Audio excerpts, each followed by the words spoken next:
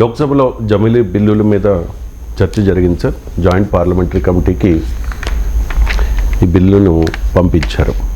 ఇక ఈ bill pass అవ్వాలంటే ఉభయ సభల్లోనూ 3/2 మెజారిటీ ఉండాలి. కానీ నిన్న అనుకూలంగా 269 మంది, వ్యతిరేకంగా 198 మంది ఓటేశారు. అంటే 3/2 మెజారిటీ లేదు. అండ్ శివసేన ఠాక్రే వర్గం వ్యతిరేకించింది, బిజు జనతాదళ్ తటస్థంగా ఉంది, సిపిఎం అపోజ్ చేసింది, ఎంఐఎం అపోజ్ చేసింది, వైసీపీ, టీడీపీ, జనసేన పార్టీలు స్వాగతిస్తూ అనుకూలంగా ఓటేసాయి. కాంగ్రెస్ను అలాగే భారతీయ జనతా పార్టీకి సంబంధించిన 20 మంది ఎమ్మెల్యేలు ఈ ఓటింగ్లో పాల్గొనలేదు సార్. 20 మంది ఎంపీలు ఓటింగ్లో పాల్గొనలేదు. సో ఏంటి సార్, బలం ఉందనుకోవాలా? ఇది ఎలా సాధ్యం అవుతుంది? ఇప్పుడు నిన్న గనక బిల్లు ఆమోదానికి అయి ఉంటే బిల్లు వీగిపోయేది కదా. మీరు చెప్పిన గణాంకాలే 269 బిల్లుకు అనుకూలంగా ఓటేశారు. అంటే వాస్తవంగా నిన్న బిల్లు పైన ఓటింగ్ కాదు, బిల్లు ప్రవేశపెట్టడానికి అనుమతి పైన ఓటింగ్. అంటే పార్లమెంటరీ ప్రొసీజర్స్ ఏంటంటే ఫస్ట్ బిల్లు ప్రవేశపెట్టడానికి కూడా సభ అనుమతి ఇవ్వాలి. సభ అనుమతి లేకుండా ఇష్టం వచ్చినట్టు బిల్లులు పెట్టడం. సో బిల్లు ప్రవేశపెట్టడానికి అనుమతి సాధారణంగా ఇచ్చేస్తారు. ఏ సావిట్ so the minister will now present the bill to the house అంటాడు.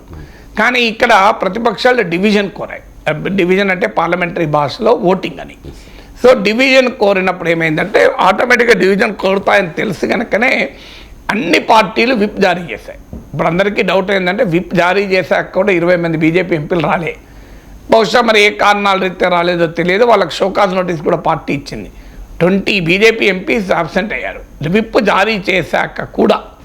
సో మరి we do not know the reasons. మరి పార్టీ ఏ షోకాజ్ నోటీస్ ఇచ్చింది అంటే పార్టీ అనుమతి తీసుకునే వాళ్ళు గైరాజరయ్యారని చెప్పలేము. పార్టీ షోకాజ్ నోటీస్ ఇచ్చిందంటే పార్టీ అనుమతి లేకుండానే వాళ్ళు గైరాజరయ్యారని అర్థమైపోతుంది.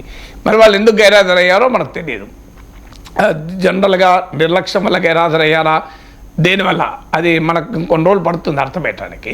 కానీ ఫండమెంటల్గా ఏంటి అంటే ఓటింగ్లో పాల్గొన్న వాళ్ళు 2/3 సపోర్ట్ చేయాలి ఈ సవరణలకు. బిల్లు ప్రవేశపెట్టడానికి అనుమతికి 50% సరిపోతుంది. 50% + 1 సగం సింపుల్ మెజారిటీ సరిపోతుంది. అందుకే నేను 269, 198 అంటే సింపుల్ మెజారిటీ ఉంది కనుక వచ్చేసి 467 మంది సభ్యులు ఓటింగ్లో పాల్గొంటే 269 మంది మద్దతుగా ఇచ్చారు కనుక. కానీ 2/3 అయితే మాత్రం క్లియర్గా ఓటు లేదు కదా. అంటే అప్పటి వరకు మరి అందరూ వచ్చినా కూడా ఇప్పుడు లోక్సభలో 543 మంది ఎంపీలు ఉన్నారు.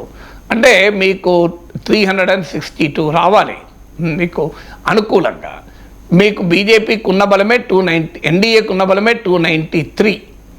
సో అందులో వైసీపీకి ఒక 4 ఉన్నారు, అక్కాలేదలకు 1-2 ఉన్నట్లున్నారు. సో ఇవన్నీ కలిపినా కూడా మీకు 300, లిటిల్ ఓవర్ 300 వచ్చుడు ఎక్కువ. మరి మిగతా వాళ్ళు ఎక్కడికి వెళ్ళి వస్తారు? ఇప్పుడు జేడీయూ మౌనంగా ఉందని కూడా ఇలా పేపర్లో వచ్చింది. మరి జేడీయూ ఏం చేస్తుంది? సో బిజు జనతాదళ్ తటస్థంగా ఉంది అని అంటున్నారు. అందుకే జాయింట్ పార్లమెంటరీ కమిటీకి పంపారు. మీరు చూడండి, అసలు గతంలో ఒక బిల్లును సెలెక్ట్ కమిటీకో జేపీసీకో పంపాలి అంటే ప్రతిపక్షాలు పెద్ద ఎత్తున పోరాటం చేసినా ప్రభుత్వం అంగీకరించేది కాదు. మీరు 2004-2014 మధ్య యూపీఏ ప్రభుత్వం ఉన్నప్పుడు ఎన్ని బిల్లులు సెలెక్ట్ కమిటీకి పంపారు, ఎన్నిటిపైన జాయింట్ పార్లమెంటరీ కమిటీ వేశారు, లెక్కలు తీయండి. ఈ 10 ఏళ్లలో గణనీయంగా పడిపోయాయి. అంటే పార్లమెంటరీ సెలెక్ట్ కమిటీకి పంపడం కానీ జేపీసీ వేస్తానికి కానీ అంగీకరించలేదు. ప్రధాని పైన జేపీసీ వేయాలని, హిండెన్బర్గ్ రిపోర్ట్ పైన జేపీసీ వేయాలి అంటే వేయలే. ఇప్పుడు తాజాగా అమెరికా న్యాయ మంత్రిత్వ శాఖ డిపార్ట్మెంట్ ఆఫ్ జస్టిస్ కేసు పైన జేపీసీ వేయాలంటే వేయలే. కానీ దీనిపైన అసలు ప్రతిపక్షాలు అడగక ముందే ప్రధానమంత్రి జేపీసీకి రెఫర్ చేయమని చెప్పేశారని చెప్పి హోంమంత్రి అమిత్ షా చెప్పాడు లోక్సభలో. అంటే ఎంత ఉదారంగా ఒప్పుకున్నారు. కారణం ఏంటంటే మెజారిటీ లేదు, అసలు విషయం అది. సో అందువల్ల జేపీసీ కేసు ఈలోగా పార్లమెంటరీ మేనేజ్మెంట్, పొలిటికల్ మేనేజ్మెంట్ ప్రారంభమవుతుంది. దీనిపైన మీరు చూడండి, ఇండియా కూటమిలో కొన్ని పక్షాలు ఇప్పుడు వ్యతిరేకించిన పార్టీలు కూడా రేపు ఏం చేస్తే తెలియదు. వాళ్ళు ఏమైనా అటు ఇటు మారుతారు. ఎందుకంటే నేను ఇండియా కూటమి చాలా యునైటెడ్గా ఉంది. ఇటీవల 3 అంశాలపైన వాళ్లకు డిఫరెన్సెస్ వచ్చాయి. ఒకటి, అదాని అంశమే పట్టుకొని ఉండాలా, వేలాడాలా అంటూ తృణమూల్ అభ్యంతరం చెప్పింది. మాకు సభ నడవడం ముఖ్యం, మాకు సంభాలు చర్చించాలని అఖిలేష్ యాదవ్ అన్నారు. మొదటి రోలో ఎవరికి సీట్లు ఇవ్వాలనే విషయంలో సమాజ్వాదీ పార్టీకి ఒక సీటు తగ్గితే దానిపైన ప్రధాన ప్రతిపక్షమైన కాంగ్రెస్ గట్టిగా వ్యవహరించలేదని సమాజ్వాదీ పార్టీ కంప్లైంట్ చేసింది. అలాగే ఇండియా కూటమికి ఎవరు నాయకత్వం వహించాలి అంటే మమతా బెనర్జీ నేను నాయకత్వం వహిస్తా అంటే సమాజ్వాదీ పార్టీ, శివసేన, ఉద్ధవ్ ఠాక్రే, ఎన్సీపీ వీళ్ళందరూ మద్దతు ఇచ్చారు. ఆమ్ ఆద్మీ పార్టీ ఢిల్లీ ఎన్నికల్లో మాకు కాంగ్రెస్తో పొత్తే లేదని ప్రకటించింది. ఇండియా కూటమిలో ఇన్ని డివిజన్స్ వచ్చాయి ఇటీవల కాలంలో, ఇంక్లూడింగ్ ఇండియా కూటమికి ఎవరు నాయకత్వం వహించాలనే దాంట్లో డివిజన్స్ వచ్చాయి.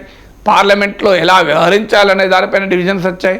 అదాని అంశంపైన కాంగ్రెస్ ఇతర పార్టీలు ప్రొటెస్ట్ చేస్తుంటే తృణమూల్, సమాజ్వాదీ పార్టీలు పాల్గొనలేదు అందులో. ఇన్ని హెచ్చరికలకు కూడా మళ్ళీ ఈ జమిలీ ఎన్నికలకు వ్యతిరేకంగా ఇండియా కూటమి పక్షాలన్నీ ఐక్యంగా నిలబడ్డాయి. కానీ పొలిటికల్ మేనేజ్మెంట్తో రేపు భవిష్యత్తులో ఏం చేస్తారో తెలియదు. అందుకే జాయింట్ పార్లమెంటరీ కమిటీ వేశారు. ఈలోగా కావలసినటువంటి ప్రయత్నాలు జరుగుతాయి. ఇప్పుడు లోక్సభలోనే 2/3 లేదంటే రాజ్యసభలో 2/3 అవకాశమే లేదు. అందువల్ల ఈ బిల్లు భవిష్యత్తు పైన క్వశ్చన్ మార్క్స్ ఉన్నాయి. అయితే బీజేపీ, మోడీ, అమిత్ షాల పొలిటికల్ మేనేజ్మెంట్ పైన విశ్వాసం ఉంది కనుక, వాళ్ళ సామర్థ్యం పైన, ప్రతిపక్షాల నిజాయితీ పైన అనుమానాలు ఉన్నాయి కనుక ఈ బిల్లుకి ఏమైనా మెజార్టీ రావచ్చేమో అని డౌట్. న్యాయంగా అయితే బిల్లుకు మెజార్టీ లేదు, క్లియర్గా తెలుస్తుంది. ఒకే దేశం ఒకే ఎన్నిక బిల్లుకు పార్లమెంట్లో అవసరమైన మెజారిటీ లేదు. ఇక మెజారిటీ మ్యానుఫ్యాక్చర్ చేయవచ్చు.